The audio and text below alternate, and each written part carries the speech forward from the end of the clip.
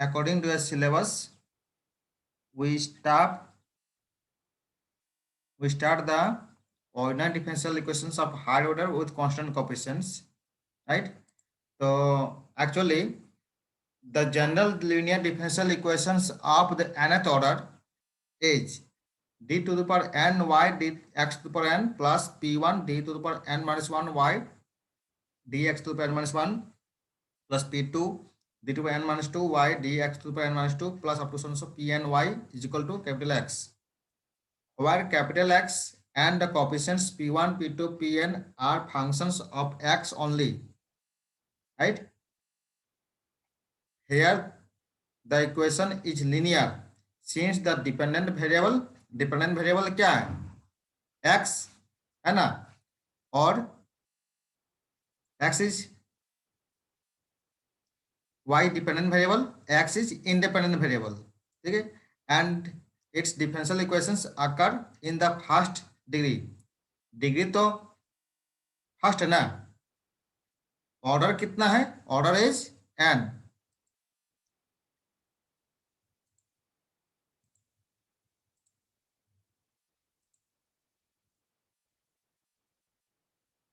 Order is n. If p1, p2, pn are constant, जो coefficient दिया हुआ है यहाँ पे आप बोलते p1, p2 are functions of x. If p1, p2, pn are constant and x be the functions of x only, ये जो कैपिटल x है, capital x is functions of x हो जाएगा, और p1, p2, pn are constant, then the above equation is said to be linear differential equations with constant coefficient. तब हम लोग बोल सकते हैं linear differential equation with constant coefficient. ठीक है,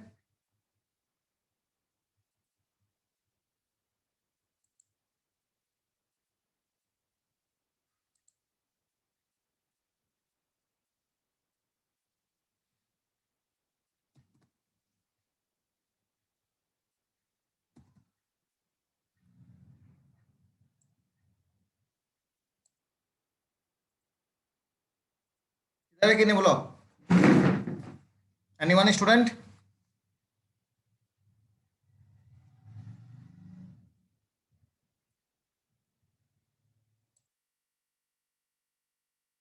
सर और एक बार बता दीजिए ना. Actually, linear differential equations of nth order, ये जो n times of derivative means that nth order, one is decrement, another is differential decrement.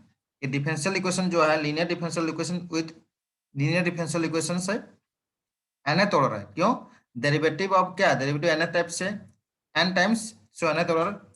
here जो capital x and the coefficient क्या दिख रहा, p1, p2 up to pn are functions of x दिया हुआ है, ठीक है. here the differential equation is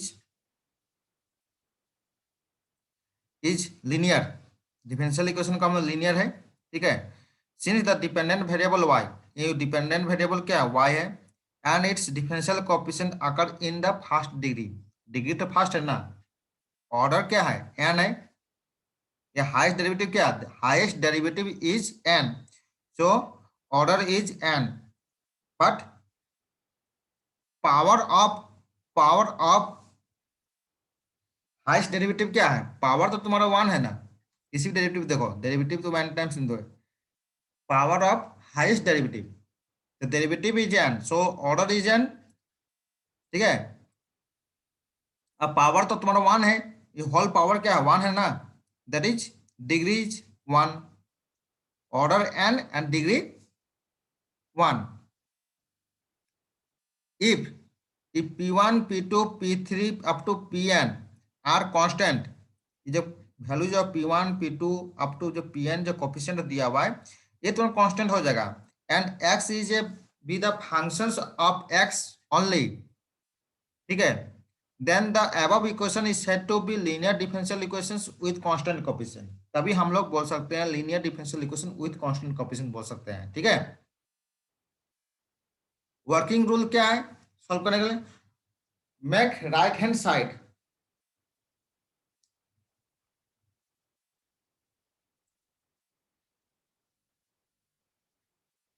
right hand side member is x equal to 0। Right hand side मतलब ये राइट हैंड साइड जो x जो दिया हुआ है, x जो दिया हुआ है इसको हम लोग 0 कंसीडर करेंगे, ठीक है। Make right hand member is x equal to 0 and find the complete solutions of the reduced equation. This will give us complementary function. तब सॉल्यूशन हमारा क्या हो जाए, कॉम्प्लीमेंट्री फंक्शन बोलेंगे हम लोग, ठीक है। अगर x इक्वल टू 0 हो जाए then the complete solutions of the reduced equation is called, x 0 हो जाए तो complete solutions of the reduced equation is called complementary function। Complementary function को ही हम लोग कंप्लीट सॉल्यूशन बोलेंगे, ठीक है। Second condition is first by any mean of the particular solutions of the equations itself, this will give the particular integral. अगर x में तुम्हारा कुछ वैल्यू यहाँ पर रहेगा उस टाइम में उस सॉल्यूशन जो निकालेंगे that will have particular integral. Add the complementary function found in step 1 to the particular integration found in step 2. This will be required solutions of the given equation. Complete solution क्या होगा? General solution is complementary functions plus particular integration. किसी भी linear differential equation का complete general solution कब होगा? Add the two step, that is complementary functions and particular integrations. These two item को add करने से हम जनरल सॉल्यूशन निकल जाएगा किसी भी डिफरेंशियल लीनियर डिफरेंशियल इक्वेशन का, ठीक है। Method for finding the complementary function. अब कॉम्प्लीमेंट्री फंक्शन कैसे निकालेंगे? In finding the complementary function right hand side of the given equation replaced by 0। Right hand side को हम लोग 0 बनाएंगे फर्स्ट स्टेप में। Second one is let y is equal to c1 exponential of mx be the complementary functions of the equation d2y by dx square by p dy by dx plus ky equal to 0। इसको multiply करो c1 exponential of e mx, second derivative को m इसको लिखेंगे, e m हो जाएगा, first derivative को m लिखेंगे और q ऑलरेडी है m square plus pm plus q equal to 0 is called auxiliary equation। Second step, third step क्या? Solve the auxiliary equation। तो सॉल्व करेंगे auxiliary equation, सॉल्व करेंगे तो that will have, there are three types of case. First case में roots real और different हो जाएगा। If m1 m2 are roots then the complementary functions is c1 e to the power m1x plus c2 is equal to c2 exponential of m2x। Roots are real and different, ठीक है। ये जो quadratic equation m जो निकला, quadratic equation of m का two value निकलेगा, there two value of m,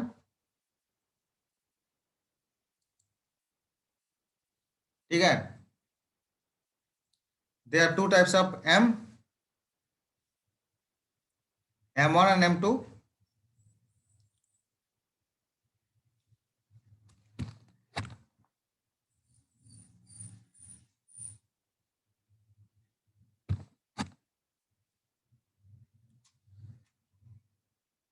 Second condition is roots are real and equal. If both the roots m1 and both the roots are two values of m1, that is m1 दोनों निकलेगा, the complementary function y is equal to c1 plus c2x into exponential of m1x। Roots are complex. If roots are alpha plus I beta, मतलब m का जो value निकलेगा, जो quadratic equation m, इसका value जो निकलेगा कॉम्प्लेक्स नंबर में निकलेगा alpha plus i beta,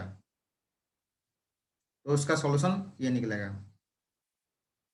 y equal to c1 equal to exponential of alpha plus i beta x plus c2 exponential of alpha plus i beta x। Exponential of alpha x is common, so c1 equal to exponential of i beta x plus c2 exponential of i beta x। तो c1 को common ले लो, इसको exponential को i beta x as a function of क्या है cos i sin beta x। Sir कुछ नहीं समझ आ रहा सर। सर इसमें समझ नहीं आ रहा कुछ। समझ में आएगा? ये तो थ्योरी है ना, एग्जाम्पल सॉल्व करेंगे ऑटोमेटिक समझ में आ जाएगा। ठीक है, जो second order linear differential equation जो बन रहा है, ठीक है, ऊपर जो बताया सर वो एक बार फिर से बता दीजिए। ये इस और ऊपर से ये इसके बाद पहले वाला इसके पहले वाला ये ये रहा सर लीनियर डिफरेंशियल इक्वेशंस है ना, जनरल लीनियर डिफरेंशियल हाँ equations with general linear differential equations with constant coefficient कब होगा? तो nth order general linear differential equations of nth order is given by our x is x and our capital X, ये जो capital X दिखाई दे रहा है, ये जो कैपिटल X दिख रहा है, ठीक है,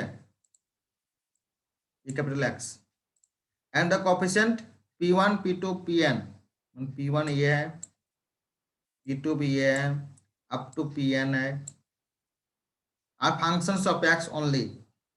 Here the equation is linear since the dependent variable y क्या डिपेंडेंट वेरिएबल है? सर तो इसको nth टाइम्स डिफरेंशिएट करना पड़ेगा क्या?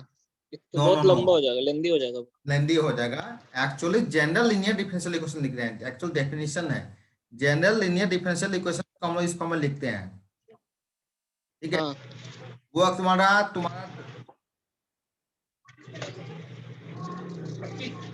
सेकंड ऑर्डर भी हो सकता है, आवाज थर्ड ऑर्डर भी हो सकता है, हाँ ठीक है, वो तुम्हारे यस पर डिपेंड हो सकता है। एग्जांपल में क्या है, तुम ऑर्डर 2 भी हो सकता है, ऑर्डर 3 भी हो सकता है, ऑर्डर 4 भी हो सकता है, ठीक है।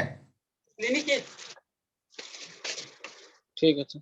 तो P1 P2 Pn are constant हो जाएगा, ये जो P1 P2 जो वैल्यू दिया हुआ वो कांस्टेंट होगा, and x is A function of x is a function the above said to be linear differential equations with constant coefficient, तभी हम लोग बोल सकते हैं कांस्टेंट कोएफिशिएंट बोल सकते हैं। क्यों? इसका क्या आ जाएगा, कांस्टेंट हो जा रहा है ना। तो वर्किंग रूल क्या है, उसको सॉल्यूशन करने का differential equation with constant coefficient को सॉल्व करने का तरीका क्या है? First condition, make right hand side member, इस राइट हैंड साइड मतलब ये एक्स दिया हुआ इसको हम लोग जीरो करेंगे, ठीक है, जीरो बनाएंगे, and the find the complete solution of the reduced equation, complete solution निकलेगा। This will give us the complementary function, complementary function जो निकलेगा उसी को हम लोग कंप्लीट सॉल्यूशन। तो रिड्यूस्ड इक्वेशन कौन वाला? ये बड़ा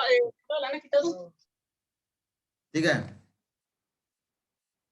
find the any mean of the particular solutions of the equation itself, this will give a particular integral भी निकलेगा। Add the complete add the CF means complementary function found in step 1 में complementary function निकालेंगे, step 2 में particular integration निकालेंगे। This will be the required solutions of the given equation, thus the general solutions क्या होगा, CF plus PI, add these two item, है ना, CF and PI।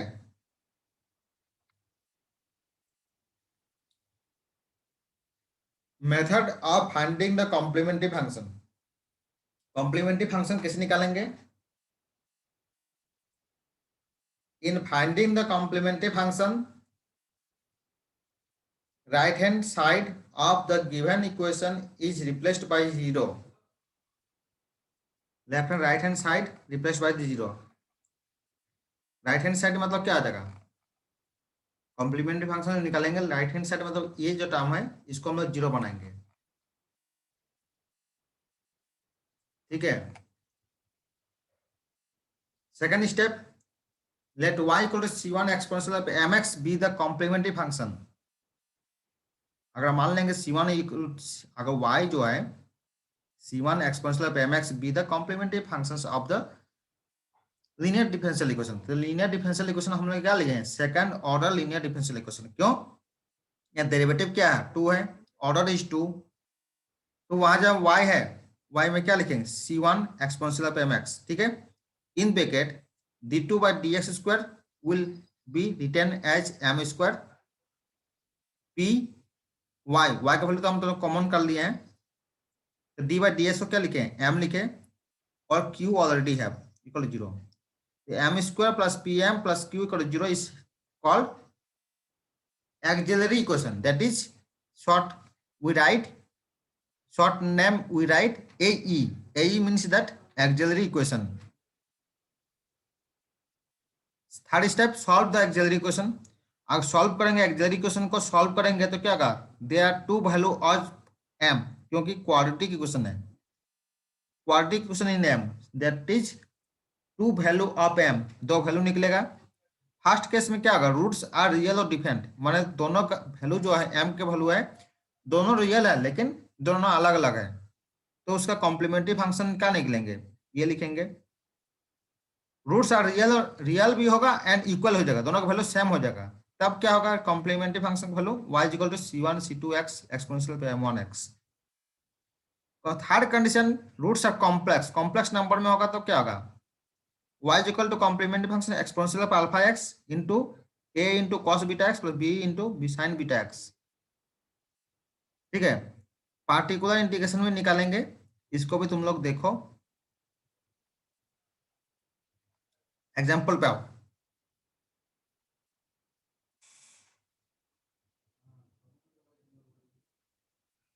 देखो, solve d2y by dx square plus t3dy by dx plus 2y equal to exponential of 2x according to your question. देखो दिया हुआ है, according to your question we have, so actually question is क्या बोला था, anyone student,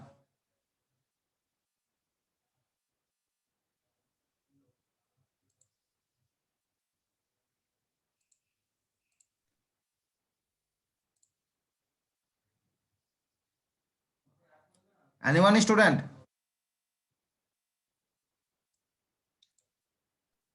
m square plus 3m plus 2 equal to 0.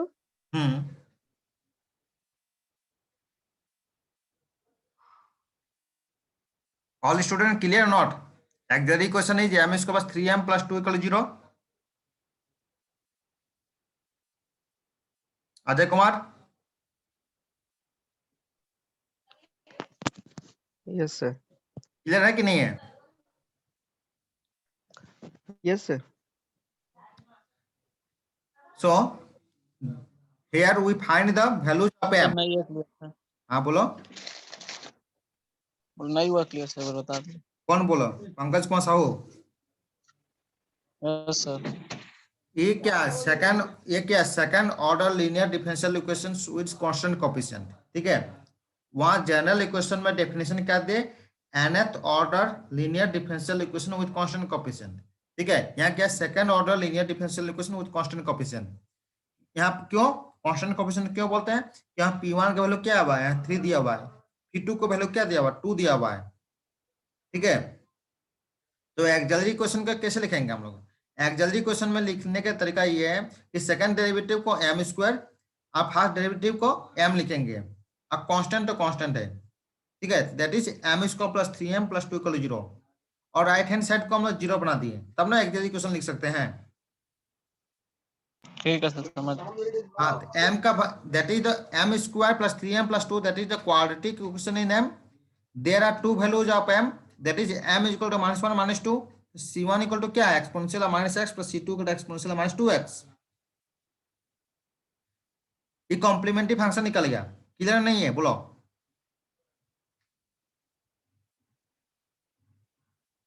Complementary function का definition ना यहाँ पर देखो तुम लोग, कॉम्प्लीमेंट्री फंक्शन,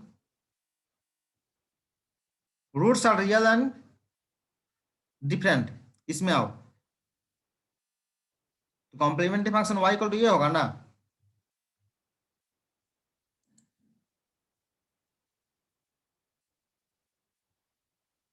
बोलो,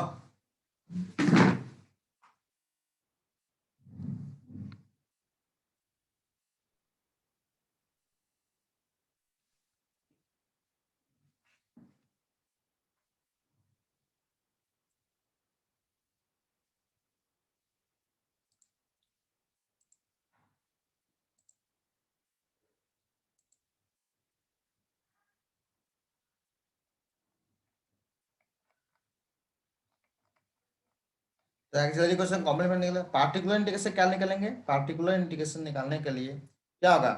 वैल्यूज ऑफ एक्स, एक्स का वैल्यू क्या हुआ? एक्सपोनेंशियल ऑफ 2x, एक्स का वैल्यू क्या हुआ? डिवाइड बाय क्या होगा? ये पार्टिकुलर इंटीग्रेशन निकालने का तरीका देखो।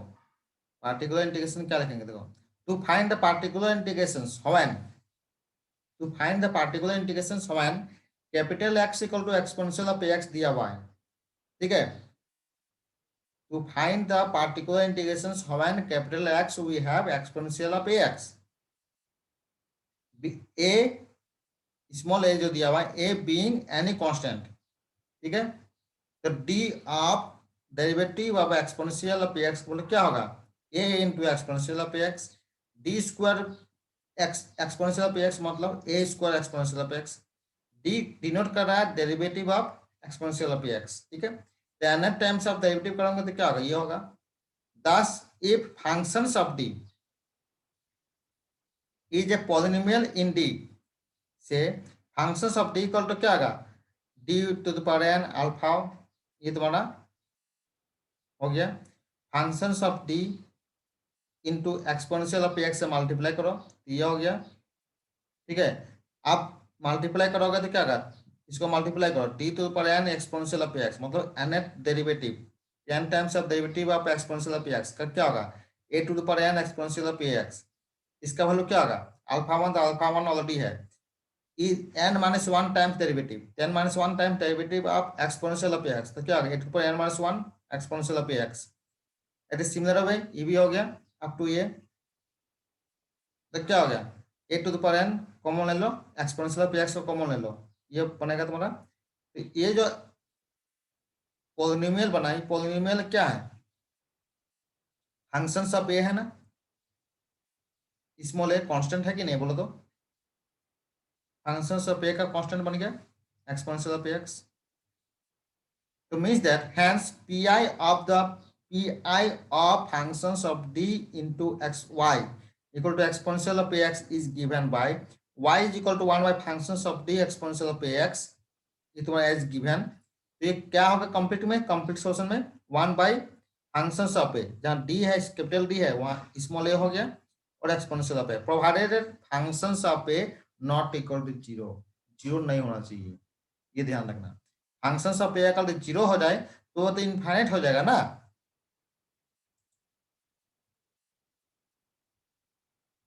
सिमिलर है, पार्टिकुलर इंटीग्रेशन क्या होगा? उसी प्रकार डी इसको पास 3d plus 2 exponential of 2x, right hand side में 2x दिया हुआ है, ये फंक्शंस ऑफ डी हो गया। यहाँ पर क्या कर, जहां जहां डी का वैल्यू है, क्या डी का वैल्यू क्या पुट करेंगे? 2 पे पुट कर देंगे, 2 पुट कर दो तो यहाँ क्या आ जाएगा? 4 + 6 + 2 that is 1/12 into exponential of 2x। Complete solution है CF plus PI C1 exponential of -x plus C2 exponential of -2x plus 1/12 exponential of 2x। Clear कि नहीं बोलो? अबुल कलाम सर एक बार रिपीट कर दीजिए ना। मनीष कुमार कहाँ नहीं समझे? Yes sir, yes Manish Kumar समझे?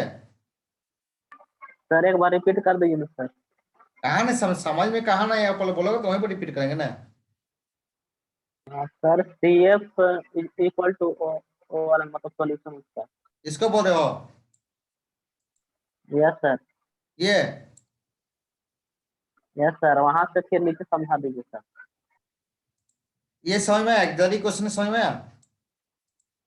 हाँ सर वो वाला आ गया सर। तो कॉम्प्लीमेंट्री फंक्शन ये समझ में नहीं आया ना? यस सर वो वाला बताइए।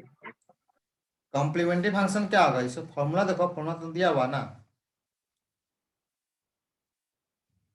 ये कॉम्प्लीमेंट्री फंक्शन रूट्स रियल और डिफरेंट, तो क्या होगा बोलो? m1 and m2 are two roots, then the complementary function is y equal to c1 exponential of m1x plus c2 exponential of minus m2x।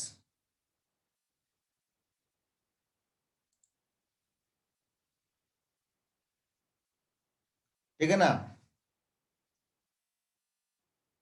यहाँ पर सॉल्यूशन तो तुम्हारा क्लियर है ना।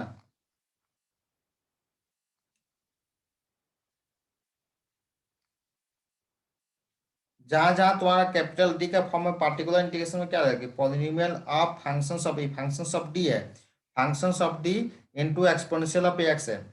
तो जहां जहां डी है वह फंक्शंस ऑफ ए हो गया, मतलब कि टू का डी के जगह आप टू पुट कर दिए, एक वैल्यू टू दिया हुआ है, provided that functions of D not equal to zero होना चाहिए। ठीक है, मतलब functions of a not equal to zero, तो ए का वैल्यू टू पुट कर दिया, जीरो नहीं होना चाहिए नीचे, अगर जीरो हो जाएगा तो इनफाइनाइट हो जाएगा, इनफाइनाइट होने से सॉल्यूशन तुम्हारा नहीं निकलेगा। ठीक है, सर ए का पावर जो 2x है वो वाला तो डी के जगह पुट किए हैं सर। हाँ बोलो। ए का पावर जो 2x है और 2 डी का स्थान पर पुट किए हैं सर। यस यस, डी के जगह पुट कर दिए हैं। हाँ, यस सर, आगे। तो कंप्लीट सॉल्यूशन क्या है, C A plus P I but complementary functions plus particular integration, particular integration क्या निकला 1/12 एक्सपोनेंशियल ऑफ 2x। ठीक है, to find the particular integration one capital X equal sine of A X और cos of A X, अगर ये रहेगा तो क्या होगा, देखो we have D to the power N sine of A X, मतलब क्या होगा, double derivative of sine of A x क्या होगा, minus a square sine of A x, D for sine of A x क्या होगा, minus a square का whole square sine of A x. ठीक है, D square whole to the power N sine of A x, इसका मतलब क्या, minus a square का power N sine of A x. ठीक है, तो इसका मतलब हो जाएगा particular integration of functions of D y equal sine of A X और कॉस ऑफ ए एक्स रहेगा तो क्या होगा, फंक्शंस ऑफ डी ये रहा, साइन ऑफ ए एक्स भी रह सकता है, कॉस ऑफ ए एक्स भी रह सकता है। ठीक है ना, तो फंक्शंस ऑफ डी इस फॉर्म में सजा लिख दिए, तो फंक्शंस ऑफ डी क्या, phi of D square, phi D square का फॉर्म में तुमको सजाना पड़ेगा। ठीक है, साइन ऑफ ए एक्स, फिर फंक्शंस, फिर क्या होगा, फाई डी स्क्वायर जो है वो डी स्क्वायर में क्या पुट हो जाएगा, डी स्क्वायर में पुट होगा माइनस ए स्क्वायर पुट हो जाएगा। ठीक है, माइनस ए स्क्वायर, देखो डी स्क्वायर में क्या पुट हो गया, माइनस ए स्क्वायर। ये क्वेश्चन देखो, solve the differential equation d2y by dx square plus dy by dx plus y equal to sin of 2x. Auxiliary equation is m square plus m plus 1 equal to 0. Here m equal to plus minus, इसको solve करो, quad complex number में solve करना पड़ेगा तुमको। m केवल 2 value निकला, ये तुम्हारे वैल्यूज क्या है, अल्फा, ये वैल्यू क्या होगा, बीटा। ठीक है, तो कॉम्प्लीमेंट्री फंक्शन क्या है, exponential of alpha x plus a cos of beta x plus b of sine of beta x. Beta को क्या दिया हुआ 3/2 √3/2 लिख दिए। तो पार्टिकुलर इंटीग्रेशन जो दिया हुआ है,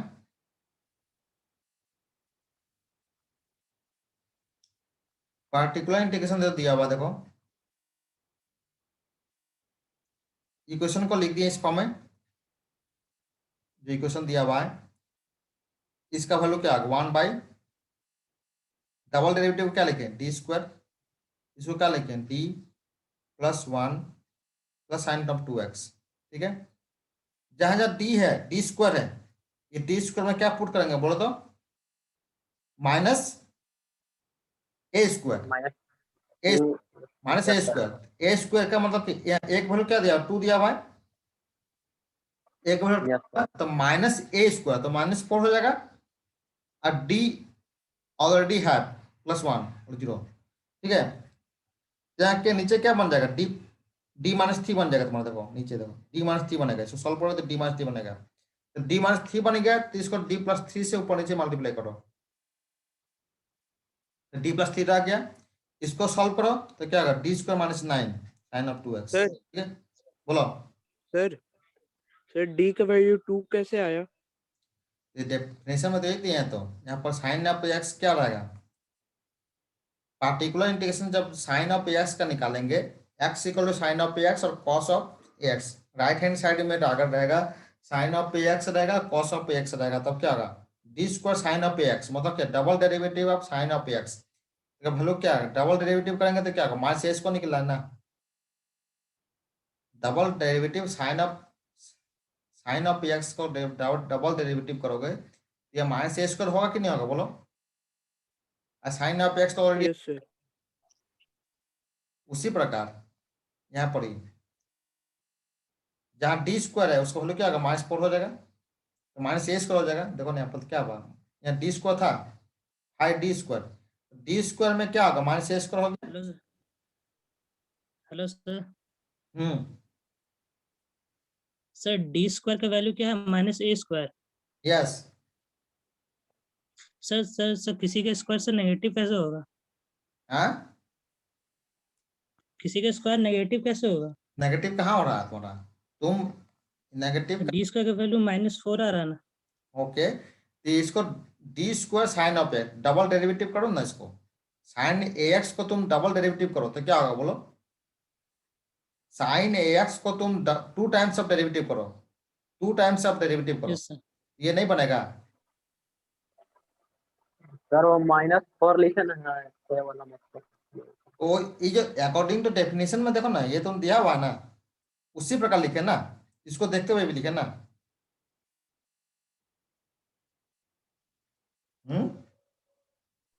डी ठीक है सर। डबल डेरिवेटिव है ना, तो माइनस ए स्क्वायर होगा कि नहीं होगा, तो माइनस ए स्क्वायर जो करेंगे हम लोग, तो माइनस ए स्क्वायर करेंगे तो -4 नहीं होगा, यहाँ पर होगा बोलो,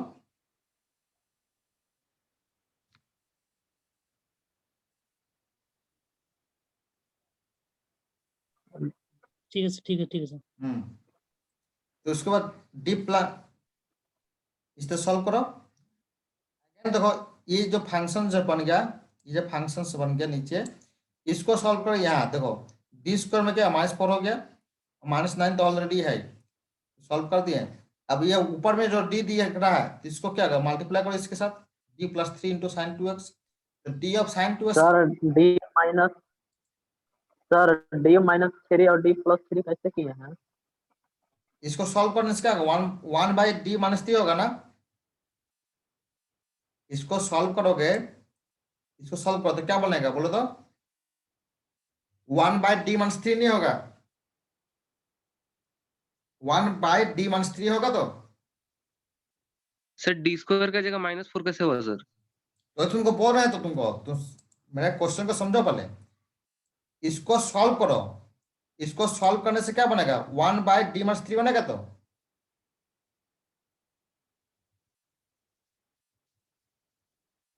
इसको सॉल्व करने d - 3 होगा।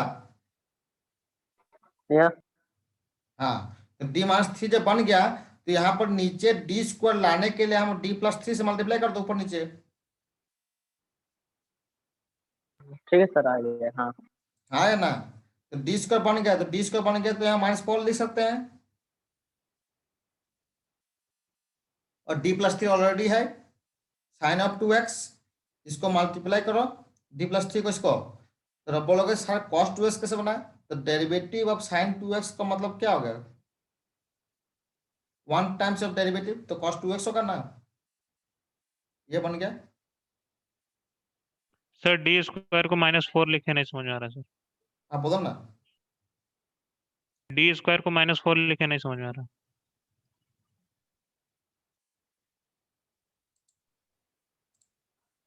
दोनों क्वेश्चन को इक्वेट कर दिया सर। फंक्शंस ऑफ डी दिया हुआ है, इधर फंक्शंस ऑफ डी बना हुआ है, तो फंक्शंस ऑफ डी जो बन गया, ये जो फंक्शंस ऑफ डी जो पॉलिनोमियल है, फंक्शंस ऑफ डी में लिखेंगे, इसको हम another functions D square form में सजाएंगे, हम लोग डी स्क्वायर फॉर्म में सजा दिए, तो डी स्क्वायर फॉर्म में सजाएंगे डबल डेरिवेटिव,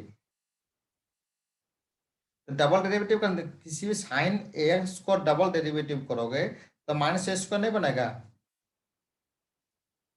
और यस सर। है ये, इसीलिए हम लोग जहाँ डी स्क्वायर है उस डी स्क्वायर का वैल्यू -a² हो गया, तो -a² होगा तो क्या होगा, यहाँ एक वैल्यू क्या दिया 2 दिया हुआ है, तो -a², तो -2², तो